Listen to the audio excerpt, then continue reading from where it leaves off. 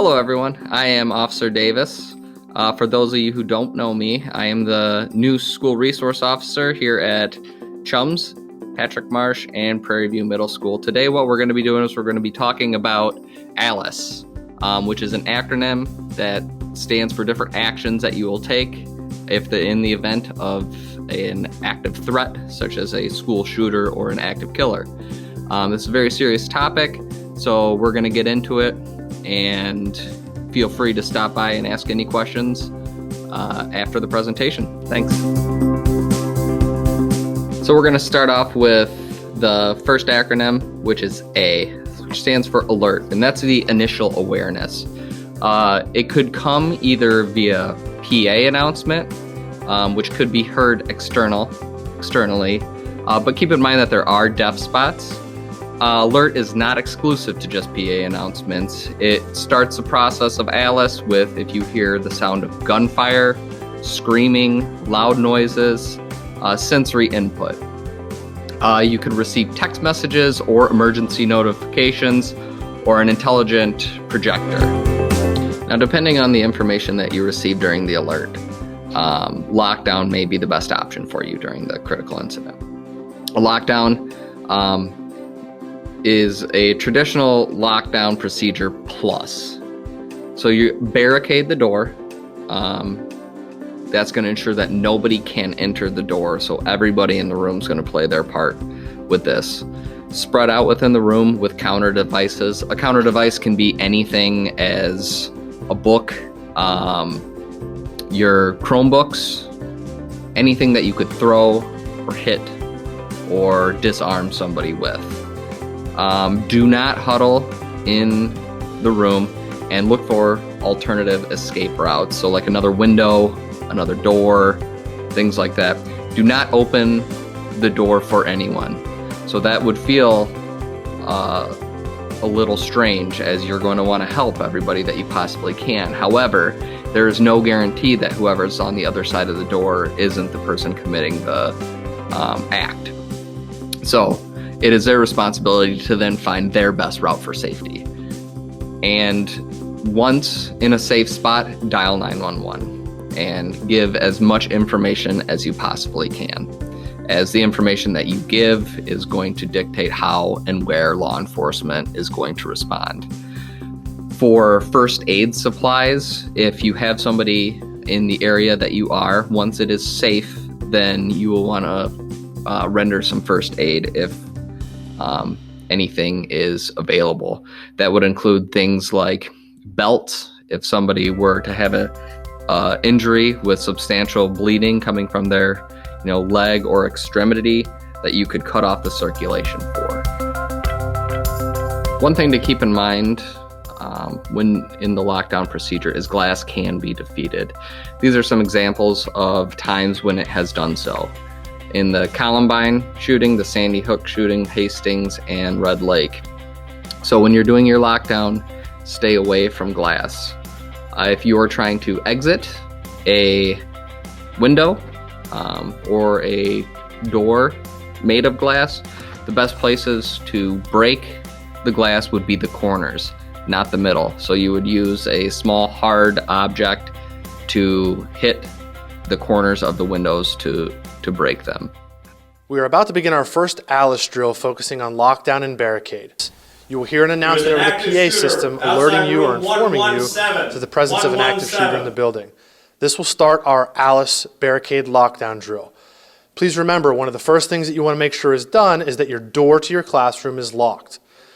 If you have any cords, anything you want to wrap around the door handle to help secure the door, do so at this time. If your door has a louver at the top where you can slide a piece of fire hose over it to help secure your door, you want to do that at this time. Then the next step is getting any and every piece of furniture you possibly can, desks, tables, whatever you have available at your disposal in your classroom, to barricade and stack in front of the door or the entryway to your classroom. This is the delaying tactic, the delaying effect, to prevent an active shooter from gaining access to your classroom. Please be mindful of your classroom setup in the entryway. If there are wooden louvers at the side or windows, you want to make sure that those are covered, barricaded as well to prevent entry. Once you feel you have the entryway or the doorway to your classroom barricaded efficiently, you need to prepare to counter. Grab something, anything that you can to have ready in case an active shooter gains access to your room. And you also want to move out of the way, out of the view of the door to your classroom. Please make sure that while you are barricading and locking down and securing your classroom entryway, that you use caution. Remember, this is just a drill. Okay, you want to work with your classmates to effectively and quickly barricade the entryway or the doorway to your classroom, but please be cautious not to injure or hurt anyone around you. You need to work together. And also, we don't want to damage any school property or equipment in the process. The next acronym is the I for inform. This is a continuation of alert. It is the what, where, when, who, and how. This is when details are important. Once you're in that safe space, the typical communication methods is a PA system, phone, radio.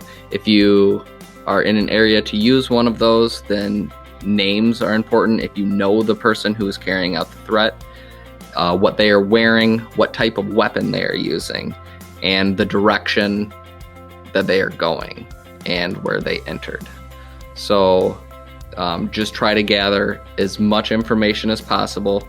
If you're on the phone with 911, try to speak clearly and calmly.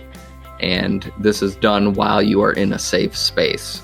So there will be a lot of stress going on, but if you're in a position to inform others, then that is the best route to help save as many of your fellow classmates and friends as possible. The acronym for C stands for counter. Now, in the instance where you're close to where the threat is in proximity, and that is going to be your best option, as running and hiding or barricading is not an option for you because the attacker is too close, then counter. What somebody needs to do to carry out an active shooter incident would be target acquisition, sight picture, and sight alignment. So when they're lifting up their gun, they will have to do all of those things to point the gun, and they need to use trigger control, stance, grip, and breathing. So anything you can do to disrupt that is going to be helpful. That's why we say use books, anything to just throw at the person. If you're close enough, then by grabbing them by the extremities and trying to disarm them could possibly be your best option. This isn't the most sought after option. This isn't what we're looking to accomplish, but if you're put in this situation where maybe your barricade is broken down and the shooter has entered, counter is possibly your best chance for survival. So we're going to show a video clip of how counter can be used and what it would look like. The main goal of this step is to disrupt the ability of the intruder to use his weapon and to act out his script. If an armed intruder enters a classroom and escape is not possible, everyone should just start throwing some objects, a book, a backpack, purses, laptops, chairs, all at the head of the intruder. Then either scatter about the room and head for the exit, or swarm and subdue the attacker. The intruder has 5 appendages: 2 arms, 2 legs, and the head. And if you control the head, you control the body. But you have to immobilize him first by having one person attack each of the arms and legs, and then force the intruder to the ground while another person grabs his head. If the weapon comes free, grab it and put it in a trash can away from the struggle. Call the police while continuing to hold the subject on the ground until the authorities arrive. Remember, police are looking for somebody holding a weapon. You don't want to be the one holding it when they arrive. Then the last acronym is E. That stands for evacuate. And evacuate is the preferred response. If you're in a position to evacuate away from the threat, that's what we want you to do, and as soon as possible. Occupants have the authority to leave the building. So once any of the information from alert, shots are heard, you can begin the evacuation process. Leave all of your belongings behind. Do not get into vehicles outside of the school. And this helps remove as many potential targets as possible. And it also removes the need for parents to come to the scene. So try to evacuate to a rallying point, so a destination away from the school that's safe enough, and you're able to contact a parent or find another responsible adult as soon as possible. First, let's review what it means to evacuate from an active threat. To evacuate means to move away from a place of immediate danger as quickly as possible to a safer place where you can hide until the threat no longer exists and help arrives. Evacuation in order to avoid danger is a lot different from what you're used to doing when you evacuate during a fire drill. Avoiding danger does not always mean you will go outside. It just means running away from immediate danger to a safer place. Here are some examples of how or when an evacuation may be a good choice if ever faced with a life-threatening situation. Evacuation from a hallway or a common area to a nearby classroom that can be secured from inside and locked or barricaded. Evacuation from a cafeteria where a lockdown is not possible into a safer room that can be secured from the inside, or you may need to leave the building entirely to get to safety. Evacuation from a gymnasium where a lockdown is not possible into a safer room that can be secured from the inside, or you may need to actually leave the gym entirely to get to safety. Evacuation from an athletic field, playground, or exterior common area, or any other outdoor location to a farther outdoor location or completely off campus. Evacuation from a classroom or a pod into another room that can be secured from the inside, or having to go outside the building entirely to get to safety. This may be your best choice if a dangerous intruder suddenly entered the same classroom where you were at. Knowing where to go when running away from a threat is as important as knowing when to go. Finding a place where you are out of sight is important. We sometimes call this concealment or camouflage. However, you will also want to find a place that can protect you from physical injury if possible. We sometimes call this solid cover. Here are some examples of each. Concealment may hide you, but may not always protect you. Shrubbery, plants, tall grass, wooden fences, plastic, anything that has a hollow core. Cover can help keep you safe from physical harm. Parked cars or buses near the motor or a wheel, concrete walls, other solid buildings, large trees, or even a telephone pole. Remember these important things about an evacuation. You should not leave a relatively safe space for the vast unknown. The decision to evacuate is based on where the violence is happening.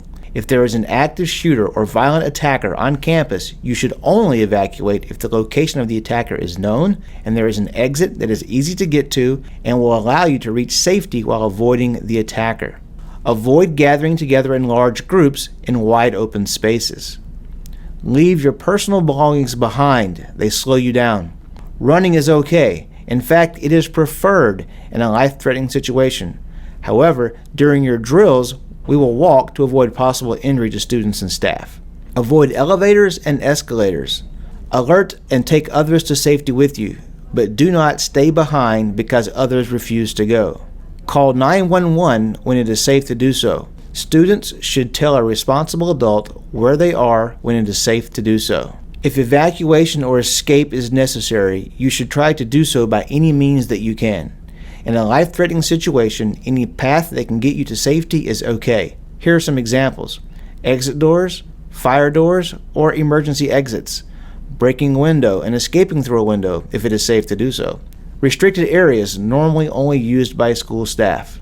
You will likely meet arriving police officers or sheriff's deputies during an incident like this. Students and staff should display empty hands with open palms, keeping your hands up near your head, and always obey the instructions of arriving police. Should you come across a weapon that was dropped by the attacker, do not pick it up or handle the weapon. It is impossible to predict when or where a dangerous threat will occur. That is why it is important to think about possible evacuation locations on your campus. Be informed, be prepared, and be safe. The goal is survival. Get away from immediate danger as quickly as possible. Spread out, get out of sight, hide. Find cover if you can, get low, and get quiet.